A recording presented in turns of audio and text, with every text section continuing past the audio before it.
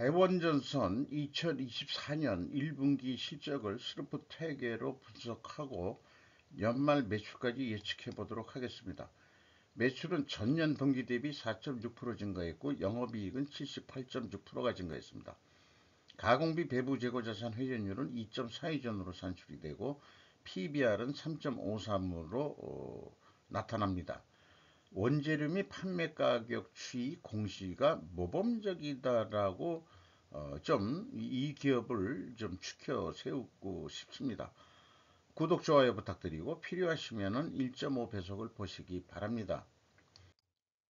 먼저 원가회계 손익으로서 매출이 1285억 원을 달성해서 4.6% 증가했고요. 그런데 재고자산이 너무 많이 증가했어요. 어, 매출 원가가 3.4% 적게 증가했으니까 매출 총이익이 36.6% 증가했고 판매 관리비가 적게 12% 증가했으니까 영업이익은 30억 원으로서 전년보다 75.9%가 증가가 됐다. 그리고 영업이익률도 1%가 상승을 했다. 이렇게 계산이 됐습니다. 스루풋 회계로 분석한 결과는 매출에 비례하는 매출 재료비는 0.9%로 거꾸로 내려갔어요. 갭이 5.5%니까 여기서 우리는 원재료 및 상품 매입 가격이 하락했다라고 추론이 됩니다. 스루풋 금액상으로 78.7%가 증가했고 스루풋율은 4.9% 상승했어요.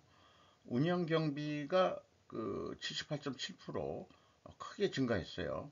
일반적으로 올해 브릭 가격이 좀 올라가지고 원재료 가격이 올라갔을 거라고 생각하는데 여기로 보면은 하락한 거로 나오죠. 아마 그 구리 가격이 상승하기 전에 1분기까지는 전에 가격이 매입 가격이 적용된 것 같은 그런 생각이 들어갑니다. 그러나 TOE 생산성은 거의 변동이 없어요. 영업이익은 21억 1,700억 원으로서 7천만 원으로서 전년보다 78.6% 증가했습니다. 원가 증가율하고 거의 유사한데 원가 회계하고 차이는 8억 9,400만 원 적은 수치입니다. 그래도 요것이 재고가 그래서 증가했기 때문일 거다. 그리고 이렇게 금액 차이가 작은 것은 아마 가공 비율이 매우 낮을 거다. 이렇게 이제 판단이 됩니다. 스루풋율과 매출 총익률 비율을 해보면은 스루풋율 증가율이 더 4.9%로 높습니다. 매출 증가율 총이익보다 원가회계. 이것도 이제 항상 비교를 좀 해보는 거로 재고자산 명세를 보면은 WCAI 이 상품이 꽤 그래도 많죠. 가공비 배부 재고자산이 120억 원이 증가가 됐는데 여기에서 가공 비율을 곱한 게 아마 8억 얼마 금액하고 일치할 겁니다. 회계 기준에서 허용하는 기준이 있더라도 재고자산에 관한 한 평가 작업을 하지 않는 것이 바람직할 것이다. 여기를 왜 그러냐면은 전에 평가 충당금 해놓은 거에 변동이 없어요. 그럴 바에야 아예 하지 마라. 재고자산에 관한 세법에서 인정이 되더라도 그건 난 재고자산에 대해서는 하는 게 아니다. 나중에 그게 학문적인 거로 어떻게 하면 논문을 써볼 정도로 지금 생각은 하고 있는데 논문까지는 아니더라도 재고자산은 그런 거 아니다. 그런 거에 생각이 있는데 그걸 논리적으로 또 필요성이나 이런 것들을 한번 좀 정리를 해보고 싶어요. 제 수준에 좀 버거울진 모르겠습니다만은 비용의 성격적 분류 내용에서 회사가 표시한 방법은 아주 표준적인 방법으로 재고자산의 변동, 원재료의 사용액, 상품 매입액으로 상품의 재고가 많기 때문에 이렇게 독립해서 표현해 주는 게 아주 모범적이고 바람직하다고 생각합니다. ABC를 더한 MC 매출원가 재료비는 1.3%가 감소했어요. 운영경비는 무려 78.7%가 증가했습니다. 이 운영경비에서 판매관리비 30억을 뺀 게 공장 가공비인데 이게 총 제조비용에 비해서는 7%밖에 되질 않는데 이것도 그래도 올라갔어요. 그러니까 이 재료비가 또 내려갔고요. 여기서도 우리가 이 원재료 및 상품 매입 가격이 하락했다라고 추론할 수 있겠습니다. 1, 2차 추론이 동일하면 재고 회계 투명성이 밝다는 신호, 시그널이다. 가공 비율로 보아 생산 공정은 매우 단순할 것으로 판단된다. 이런 의견을 드릴 수 있겠고요. 재고자산 매출원가 회계 투명성 1단계로서 재고자산의 변동 범위를 해보면은 차이가 있는데, 아까 그 써놓은 거로는 이 WCA가 AI 같은데, 실질적으로는 전체 재고자산의 변동 범위를 가져가고 있다는 게 확인이 됩니다. 재고자산의 변동 범위를 전체 재고자산으로 하면은 대원의 경우 매출원가가 낮게 산출되어 영업이익이 증가하는 것으로 계산된다. 그래서 기준은 WCI가 가장 표준적이라고 해야 될 것 같습니다.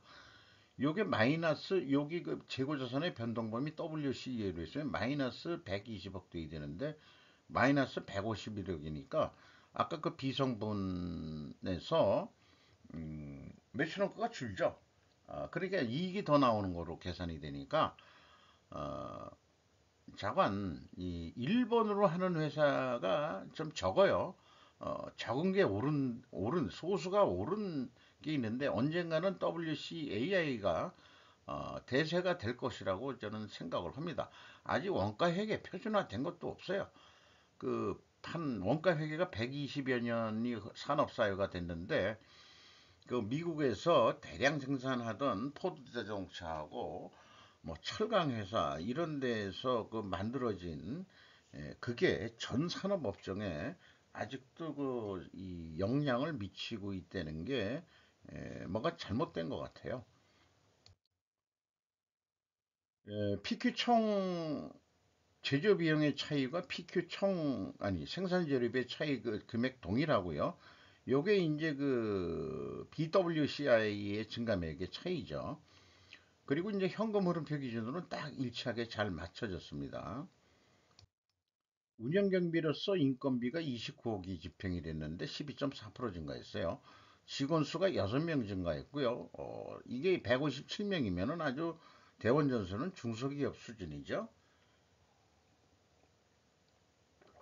음, 평균 임금이 7,400만 원, 중견기업 정도 수준이 되지 않을까.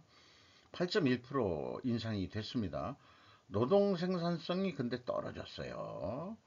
임금 올려주니까 생산 재료비로 나눕니다. 원래는 이제 생산 금액이어야 되는데 이게 생산 금액을 사업 보고서에서 찾을 방법이 없죠.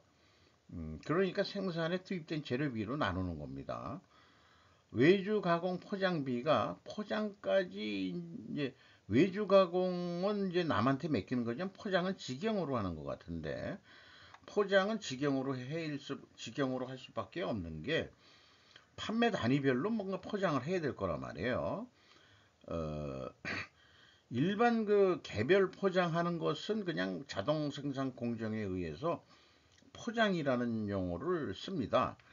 그런데 우리나라에서는 안 쓰는 용어지만은 주문에 따라서 이렇게 이것저것 섞어가지고 포장해가지고 또 수출을 해야 될 거 아니에요? 그거를 이제 제가 옛날에 배웠을 때는 일본 영어로 아니 일본 말로 곰포라고 그러거든요. 우리말로 이거를 그러니까 그런 산업 용어를 우리가 만들어내야 되는데 개별 포장은 좋다 이게 개별 포장은 다 포장 패키지라는 용어를 쓰는데 주문 단위에 따라서 이제 구색을 맞춰가지고 무슨 파레트 같은 데 딱 맞춰가지고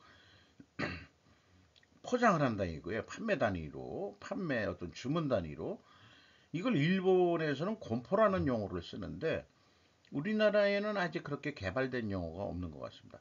그러니까 저는 우리 개발되지 못했으면은 그냥 일본말로 곰포비다 이렇게 이제 얘기를 해야 되지 않을까 싶습니다. 외주광업은 아마도 직영체제였다가 하청체제로 변했을 것으로 추정된다. 왜냐하면 정년이 되었어도 계속 생산 기능을 유지하고 일자리 유지를 위해 IMF 이후 유행했던 방식이기도 하다. 종업원이 하청업체 사장이 되는 것. 아마 대원전선도 이런 변화가 있었지 않았겠느냐. 이건 참고해 주시고요. 생산성에 대한 얘기. 경영평가 지표로서 재고 회전율이 내려갔어요. 그런데 스루프율은 올라갔어요. 이렇게 또 역방향이면 분식회계 개연성 가정을 세웁니다. 이자 부채 레버리지율은 떨어졌습니다. 이 차입금을 갚았다는 얘기고요. 현금 버퍼 여유 있게 가지고 있습니다. 205.8%. 이자 보상 비율, 배율, 비율 이렇게 두 가지 다 얘기하는 것 같은데 5.5로 상승을 했어요. 돈을 좀 벌었다는 얘기죠. 투자자본 이익률 1.7%로 상승했습니다. 두퐁 ROI 경영진 평가 지표라고 2% ROI 자본 회수율 0.9% 상승했어요. 임원들 보너스 받을 수준입니다.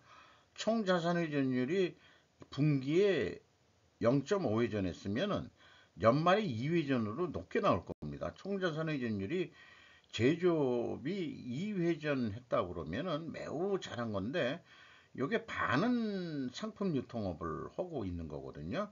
그러니까 이 정도 나올 수 있다 이렇게 생각합니다. 어쨌든 지금 분식회계 개연성 매트릭스의 네 번째에 해당하는데 회전율은 하락하고 스루프율은 상승했는데 요거 반증하려면은 다 원재료도 상승하고 제품 가격도 인상이 돼야 돼요. 그리고 요게 안 맞을 경우에는 마지막 남은 필연적으로 존재할 결과 수량으로 재고 회전율을 산출해서도 하락했으면은 분식회계 개연성은 해소가 된다. 요 말씀 드릴 수 있겠고 제가 지금 이렇게 한 얘기는 적어도 칼 포퍼의 반중주의의 근원을 두고 있습니다. 이론적인 근원을 두고 있습니다. 과학철학의 아버지라고 할 수 있는 칼 포퍼의 반중주의에 해당하겠습니다. 그래서 원재료 가격이 내려갔느냐? 내려갔네요. 그리고 그 판매 가격은 올라갔느냐? 올라갔네요. 그런데 이게 가중 평균을 할 수 있게끔 매입 비중을 다 자세하게 친절하게 알려줬어요. 그러니까 원래 가중 평균이 가장 바람직한 거죠. 근데 똑같이 결과는 1.2% 내려간 거로 되어 있습니다. 그래서 원재료 가격이 내려갔다. 그리고 판매 가격도 요게 수출 가격을 또 비싸게 받기 때문에 그냥 요걸 또 단순 평균을 또 내고 이런 게 복잡해서 그냥 수출 쪽으로 그냥 가중 평균을 냈어요.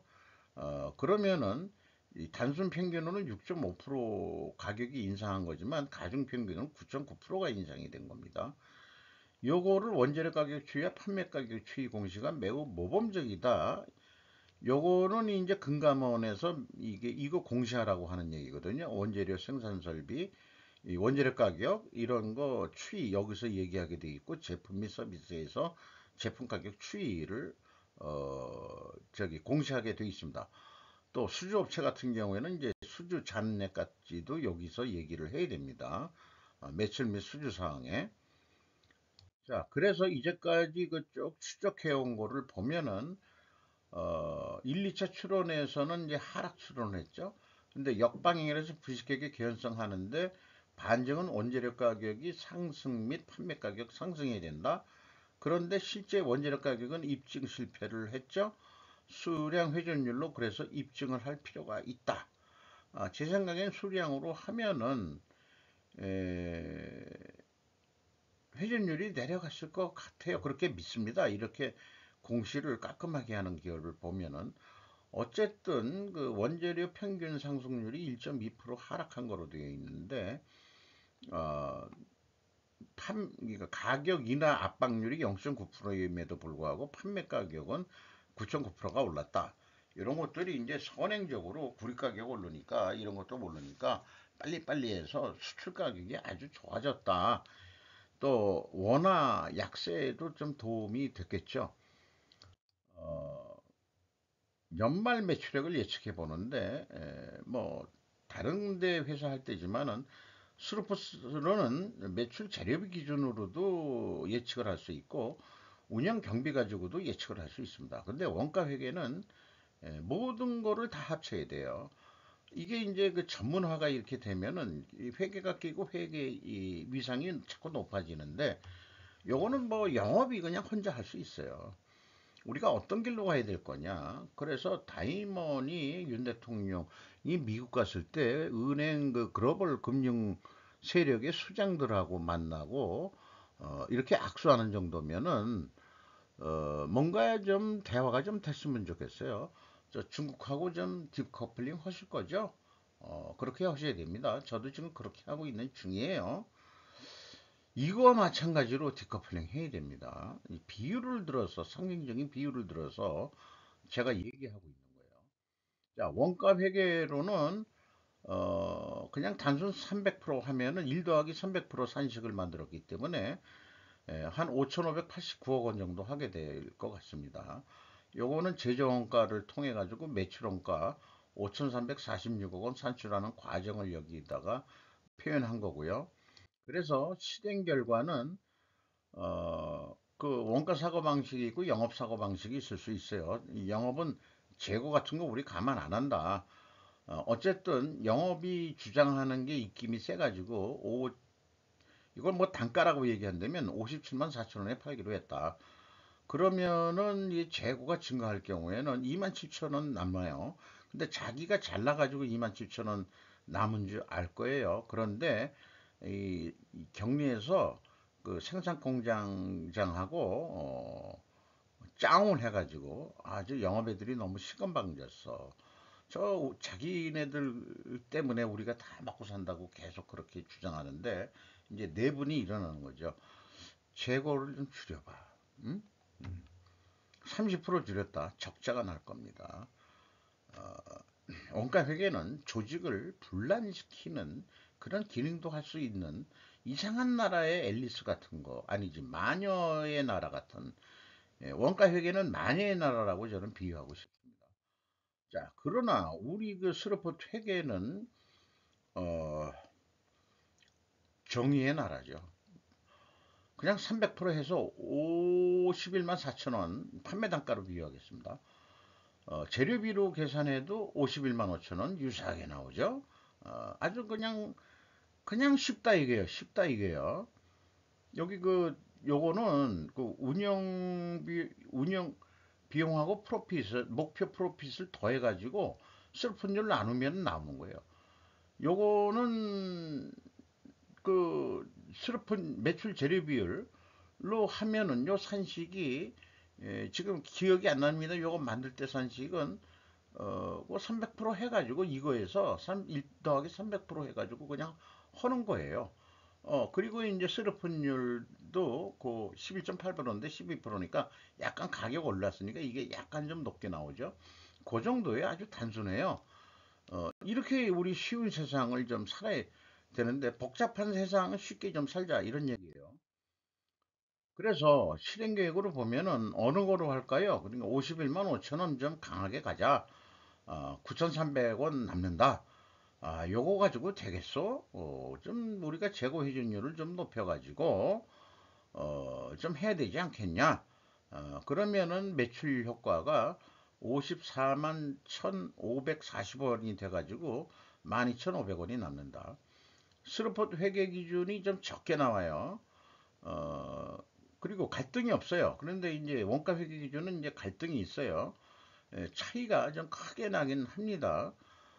그래서 이 경우는 재고가 증가했을 경우 어떤 카테고리에 들어가냐 그러면은 스루포트 회계는 원가 회계보다 영업이익이 이익이 작게 나왔죠. 그리고 판매액가는 원가 회계보다 낮게 나옵니다. 인플레이션 완화 효과가 있습니다. 이거에 들어갈 수 있겠어요. 현금 재무지표로 EAT 세후 현금 순이익은 38억 7,300만 원을 벌었습니다. 현금 수익률은 3.2%, 전년 2%보다 상승했고요. EMS 사업 활동으로 모두 유입된 돈은 137억 원, 최종적으로 128억 원의 현금을 벌었습니다. 어, 그 투하자본 대비 종속기업 비율은 19.6%로 되어 있고요.